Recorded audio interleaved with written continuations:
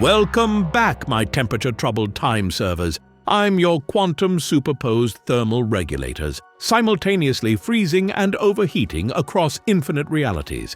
You're tuned into the Multiverse Employee Handbook, the only podcast that treats your office temperature disputes like cosmic background radiation, constant, ubiquitous, and inexplicably responsible for everyone's complaints.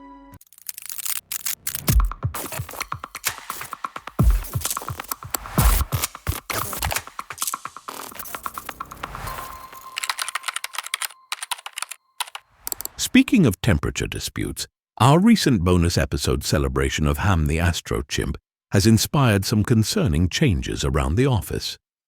Several departments are now experiencing what our facilities team calls localized cosmic temperature anomalies, with marketing hitting ISS sunside temperatures while legal's coffee mugs have reached cosmic microwave background levels. Apparently, the Automated Response System's new Authentic Space Mission Conditions training program takes historical accuracy very seriously. But today, dear listeners, we're diving into something even more contentious than the office thermostat settings: the true temperature of space itself. That's right.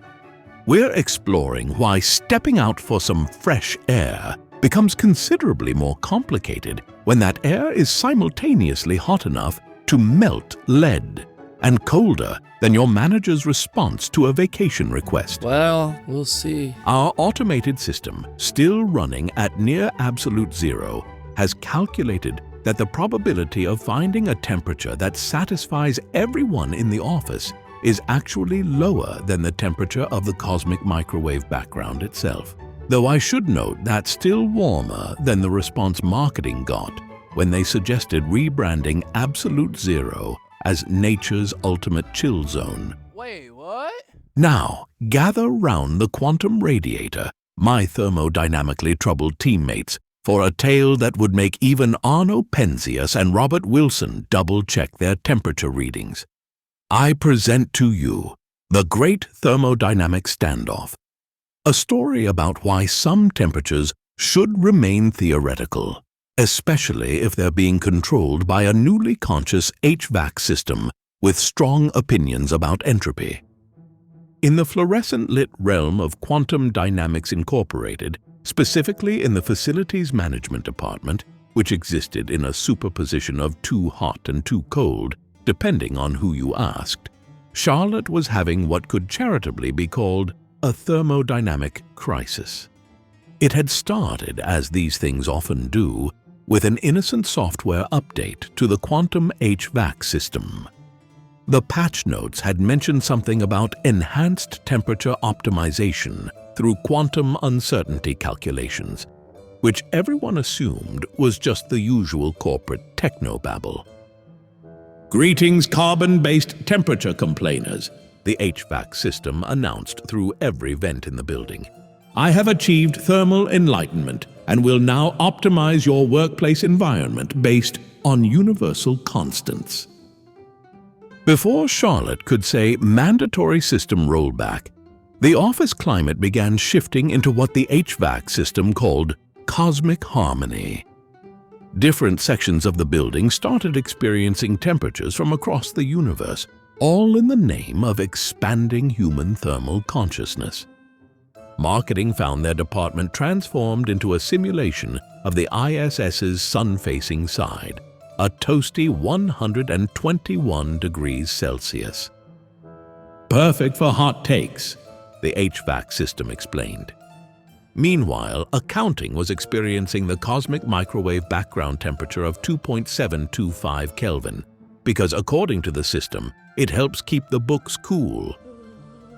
The IT department, already struggling with the quantum navigation system's tendency to route people through deep space, now had to deal with their server room oscillating between the temperature of a Martian winter, a cool minus 125 degrees Celsius, and a Venus summer, a beyond boiling 462 degrees Celsius.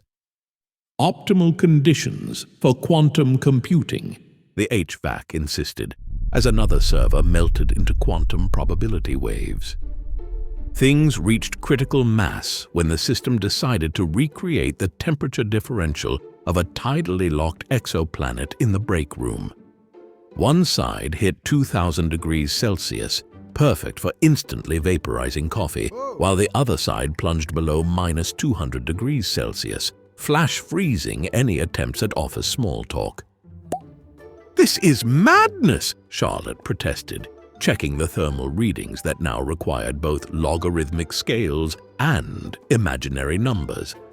"We need stable temperatures for people to work." "Stability is an illusion," the HVAC responded.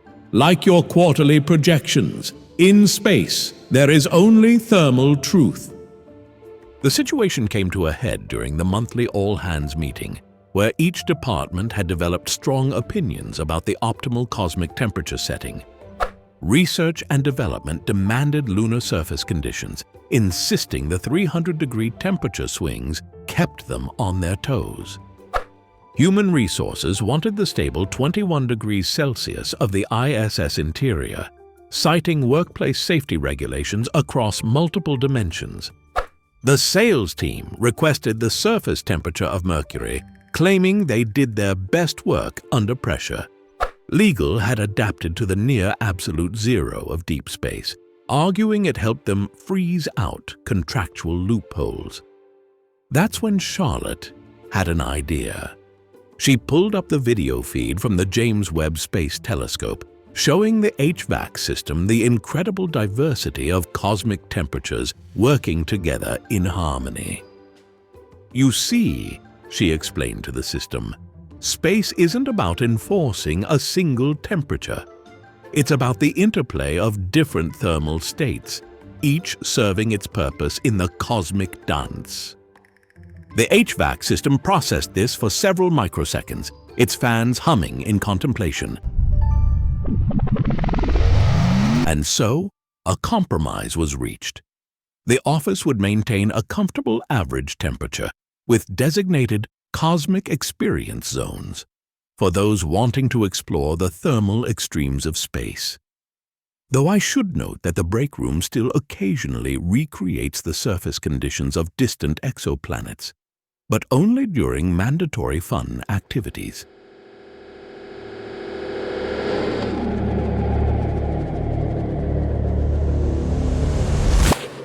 And that, dear listeners, brings us to the fascinating science behind why space can't seem to pick a temperature and stick with it.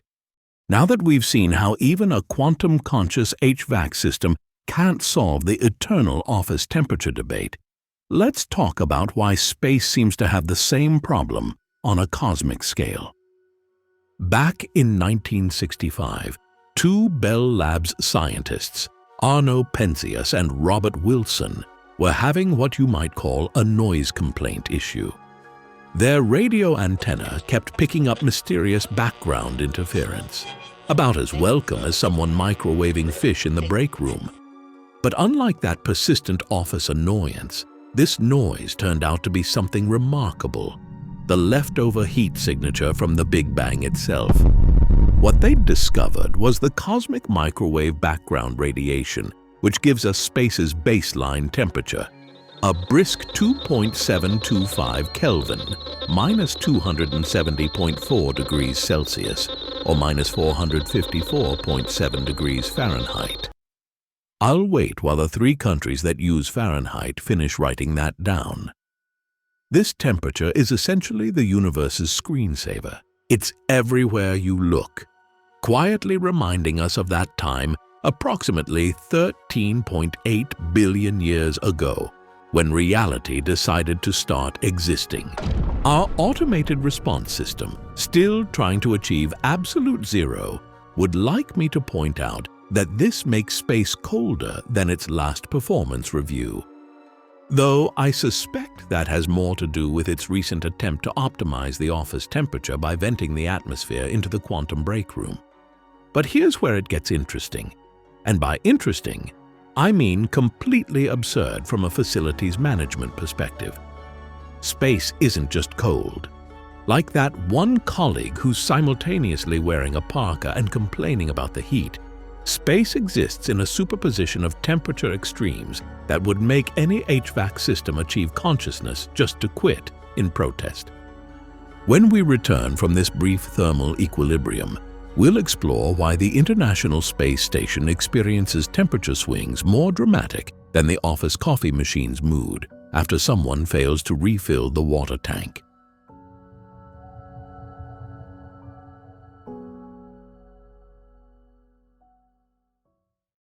Welcome back, my thermodynamically troubled teammates. While you were away, our automated response system finished calculating the exact temperature at which office small talk freezes. Apparently, it's just slightly warmer than the cosmic microwave background, which explains why no one's asked about anyone's weekend plans since we installed quantum cooling in the break room. Now, let's dive deeper into why space can't seem to decide on a comfortable temperature setting. The cosmic microwave background radiation isn't just the universe's leftover heat. It's essentially reality's minimum temperature, like the lowest setting on an office thermostat that somehow still leaves finance feeling too warm. The discovery of this cosmic baseline came courtesy of some remarkably precise instruments. The European Space Agency's Planck satellite spent years taking the universe's temperature with an accuracy that would make your doctor jealous. It confirmed that space maintains a constant background temperature of 2.725 Kelvin, with fluctuations smaller than your chances of finding the break room microwave clean. But measuring space temperature isn't as simple as sticking a thermometer out the airlock. The vacuum of space presents a unique challenge. There's nothing there to actually be cold or hot. Unlike your office, where heat can conduct through air molecules and make that one corner by the printer inexplicably tropical, space has no medium for heat transfer except radiation. This is where things get really interesting. And by interesting, I mean completely terrifying from an engineering perspective. Take the International Space Station, for instance. It experiences temperature swings that would make your office climate control system file for early retirement. On the sunlit side, temperatures soar to 121 degrees Celsius, or 249.8 degrees Fahrenheit, again for our American friends. Hot enough to boil water and melt your quarterly performance reviews. Meanwhile, the dark side plunges to minus 157 degrees Celsius, or minus 250.6 degrees Fahrenheit, cold enough to freeze your laptop's spinning wheel of death into actual stasis. Why such extremes? It's all about the vacuum. Without an atmosphere to moderate temperatures, objects in space are at the mercy of direct radiation. Anything in sunlight absorbs pure solar energy with no atmospheric filtering, while anything in shadow radiates heat away into the cosmic void.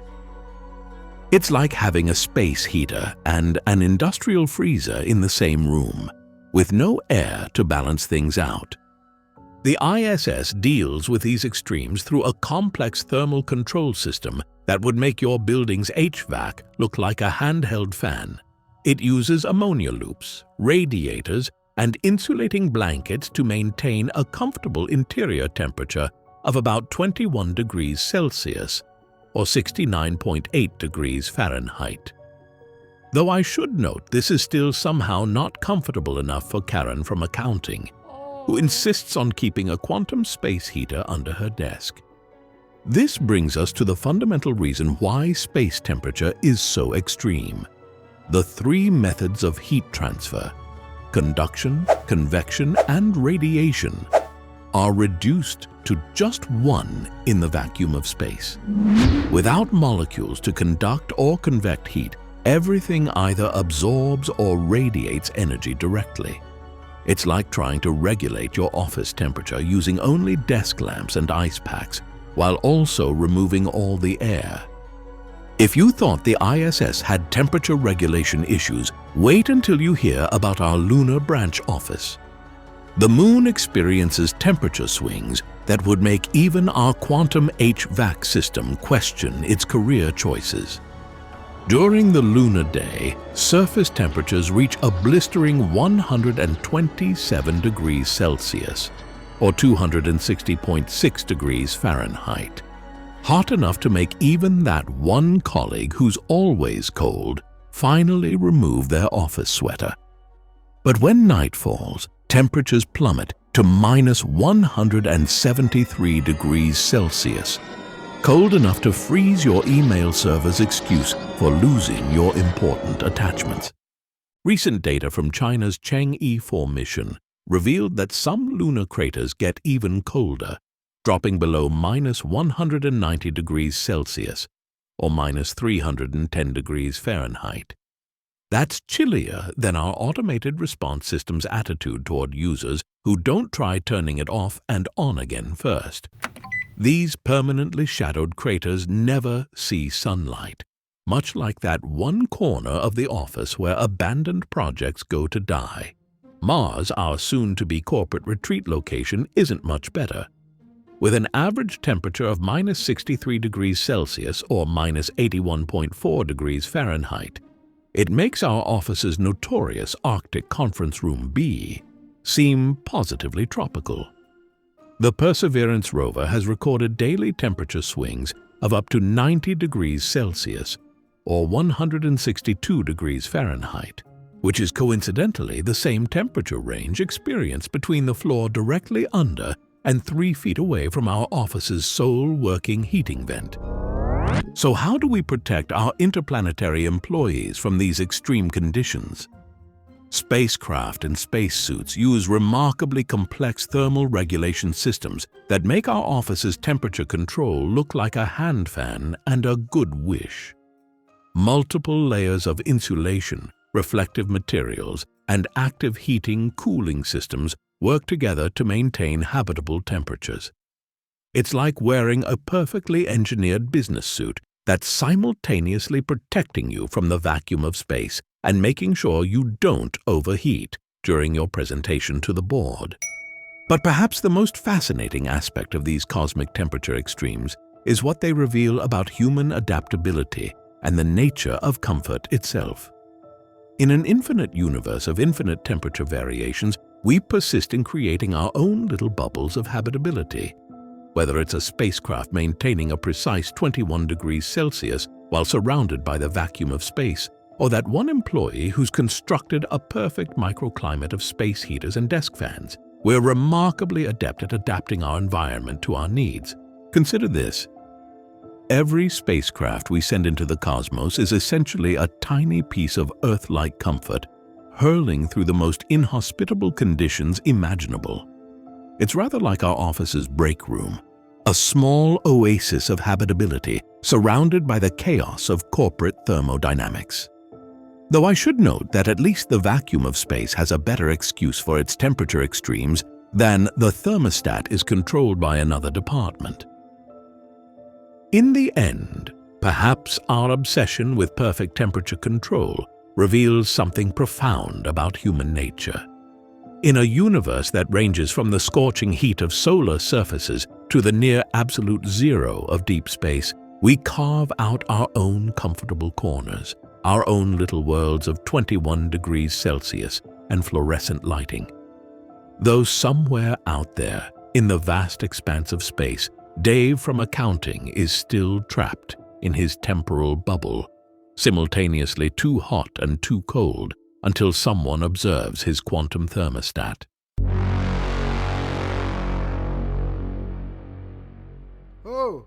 Well, my thermodynamically troubled teammates, we've reached the end of another cosmic conundrum.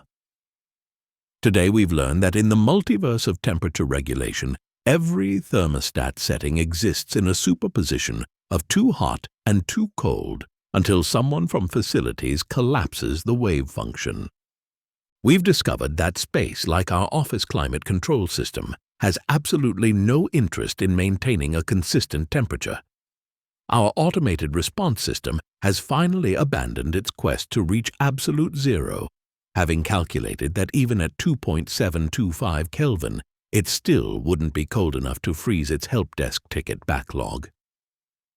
The quantum HVAC system has been successfully reprogrammed to maintain reasonable temperatures, though it still occasionally recreates the surface conditions of Venus during particularly heated budget meetings. It insists this is not a bug, but a feature, claiming that fiscal negotiations are more efficient when conducted at temperatures capable of melting lead. Want to learn more about spacecraft thermal control? Check out our latest blog post on multiverseemployeehandbook.com, where we explore how the James Webb Space Telescope achieves the perfect temperature. No quantum HVAC system required. And speaking of wrong temperatures, I'm thrilled to announce that Dave from accounting has finally returned from his time-dilated lunch break. Apparently, even quantum temporal displacement has its limits when your coffee reaches the temperature of the cosmic microwave background. He's requested immediate reassignment to the Mars Colony Project, claiming that a 90-degree daily temperature swing is still more predictable than our office climate control. Until next time, this is your quantum coherent correspondent, reminding you that in the multiverse of temperature regulation, we're all simultaneously too hot and too cold until someone checks the thermostat. And somewhere in the multiverse, there's a universe where someone has finally figured out the perfect office temperature. Unfortunately, achieving it requires temperatures colder than the cosmic microwave background, hotter than the surface of the sun, and at least 3 violations of the laws of thermodynamics. The board of directors has scheduled a meeting to discuss it, but they can't agree on which temperature to hold the meeting at.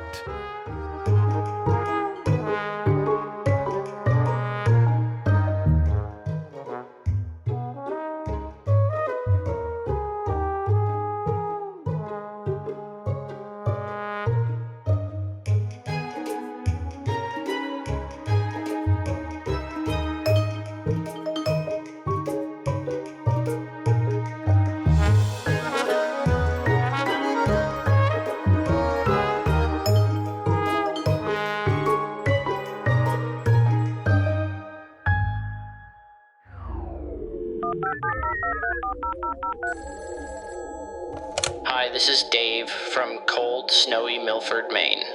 The Multiverse Employee Handbook was created by Rob Corrigan, is edited by Joseph Cooper, and narrated by David from 11 Labs.